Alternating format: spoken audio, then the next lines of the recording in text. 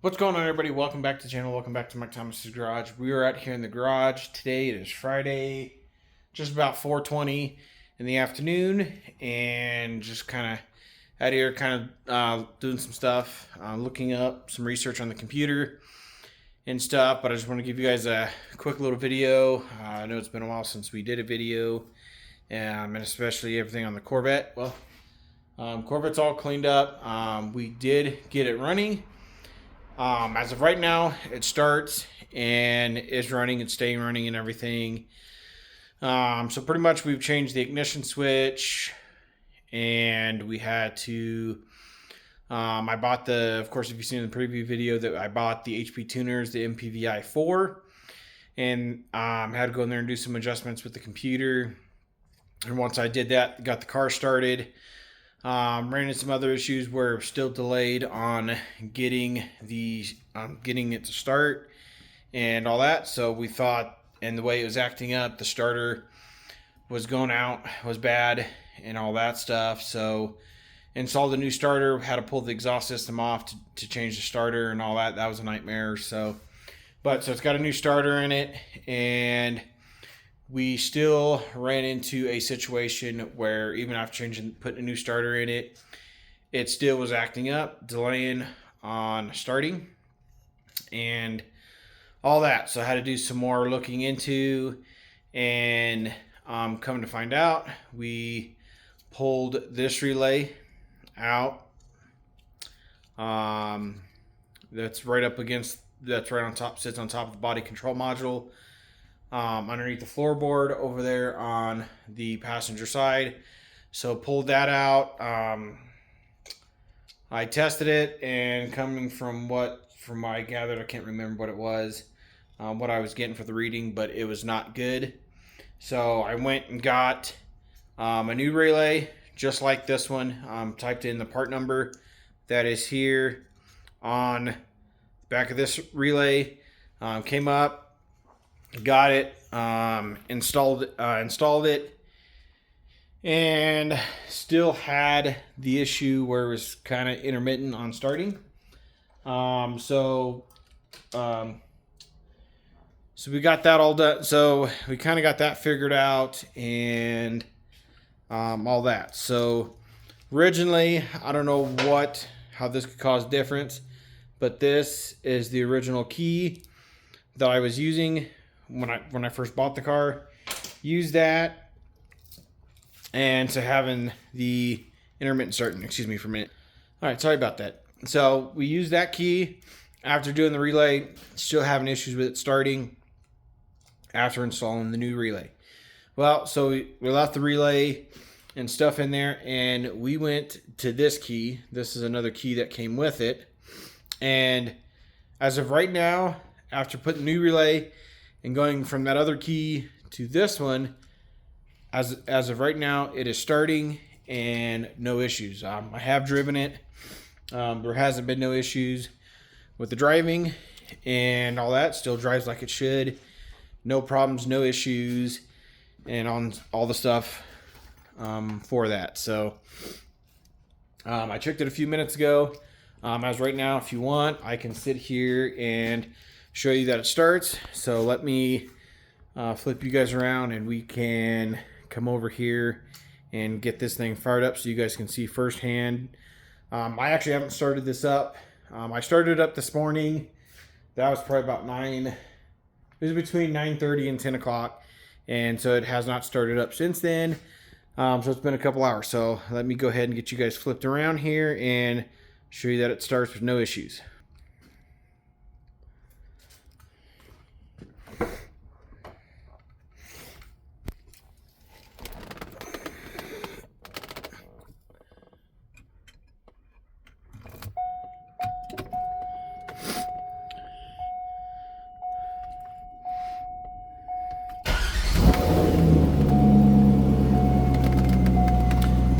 You look at the temperature gauge, it's down at the right temperature, so that way it tells you it has not been running today at all.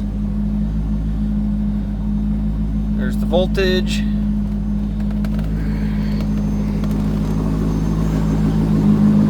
And don't worry, I do have the garage door open over there, but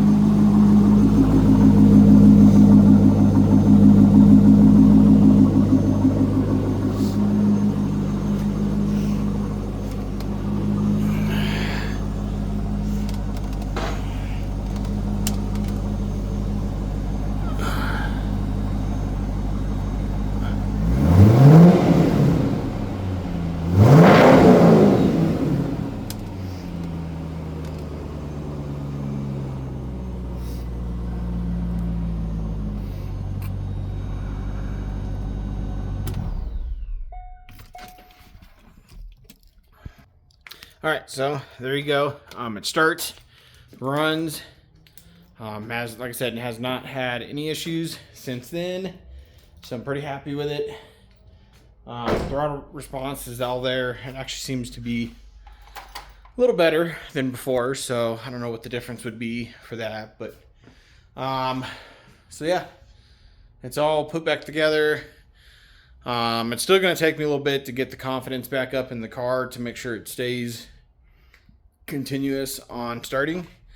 So the next few trips out that we have, tomorrow we're not going to go cruise with it and stuff. I had some other things going on that really don't have time, but anyways, for the next few times that it goes out until I can get my confidence back up, the car will be trailered and stuff just in case. Like I said, I haven't even ran the car, drove the car. I mean, I drove it around the block, but it never really exactly got up to temperature and everything, so I don't know if that would play in a factor or have any issues there. But until I get confidence and comfortable with the car again and make sure that's good and all that stuff, it's going to get trailered everywhere to a couple more car shows that we have this year, and also to at least a few cruise nights. It'll get trailered there until I make sure that I know that everything's good and there's no other issues. And then if everything goes good, then definitely the last few cruises of the season we can get it back out and go drive it without having to trailer it. But right now it will get trailered until my confidence and me getting comfortable with the car again to actually go take it out. So, but car's back up, it's running and everything and all that. So I've been also looking at the HP tuners, so this way we can probably also figure out how to do some tuning on the car, because I really like to figure that out eventually. But that'll probably be a little bit before we get to tuning. I just want to make sure the drivability and everything is good now, since we have had issues and stuff with the car. This is actually the first major issue that we've had here in the garage, this channel, for electrical problems and stuff for a car. So luckily enough, everything is working so far and all that stuff. But that's it. Just wanted to give you guys an update. I know I haven't kept you guys in the loop and stuff I've done with it, but so just the relay has caused that issue and that one key, which I think is kind of weird, going from that key to this other one and changing this relay. Now it's doing pretty good. So, but I definitely know the ignition switch was an issue and stuff and all that. So, and then of course when I pulled the computer out of the frame rail over there was issues there and stuff. So I had to go in and had to learn how to go in there into the computer to make some adjustments to let it know that it's still with the same car and stuff. So yeah, so that's pretty much where we're at. The car's back up and running. Probably here in the next I think it's another week or so or two, the car is actually going to go. I did get invited to bring the car to put it on display. It's for my Corvette club that I'm with, so the car is going to go get put on display. I guess they have something going on where they're going to have all generations. From my understanding, they're going to have all generations of the Corvette there. And so luckily enough that mine, for it being the C5, it got asked to have that generation on display there. So pretty excited, pretty happy about that we get to have that car there on display and stuff. So we'll trailer it over there and stuff and put it on display, and then once everything is all good there, then we'll just come back home and let it sit in the trailer until the next outing and stuff. So so with that being said, since I got some things going on tomorrow where and stuff, and like I said, since the car's going to be trailered until I get my confidence back up and stuff, and we do have a cruise night tomorrow and stuff, so I'm going to have to take my daily driver again and stuff. So because this way, if I get called away and stuff from the cruise, I don't want to have to sit here and rush to get the car loaded, strapped down, and forget stuff, and there's an accident and stuff where I got in a hurry. So so yeah, we're just gonna have to miss it this time, but definitely and then the weekend after, so next weekend, not this weekend but the next weekend, I'll be out camping again. We got our last camping trip of the season and all that, so we'll miss the car cruise and stuff, and also the Longmont car cruise that they got going on next weekend. So we're gonna miss that stuff next weekend and all that stuff due to me camping and all that. So so it's gonna be our last camping trip. So so that's kind of what going on right now. But yep, just a quick little video and stuff on the car. It's back up and running. And until I get comfortable with the car to drive it everywhere with no issues and it can stay consistent, then it's going to get trailered. So, but as of right now, the car is done, ready to go. So, we got some other things that we're going to be working on. I know you probably, just a few minutes ago, you've probably seen in the background, if you really paid attention, to see what was back in here and stuff and all that. I really haven't shared everything, and I haven't told anybody that this project's back in the garage now. Of course, you guys probably know, if you guys have seen the channel and the channel and everything, and you kind of know what I'm kind of talking about. Yep, it's back in here. It's actually been out of the shop for a little bit and been put in storage. But if you guys want me to do a video on it and everything on that, again, like I said, you've seen it before on the channel. But if you guys want me to touch base with it and kind of show you, especially for the new subscribers that have come on, let me know. But yeah, so this video is just about the Corvette and all that stuff. So oh, real quick, since we have the red truck up on the left, I can show you the new shifter linkage that we installed. So right here was the old shifter bracket that we had on the 4L60E, and this is the new one that we installed. That also works with the B&M shift cable and all that. So that's in there. That's all set up.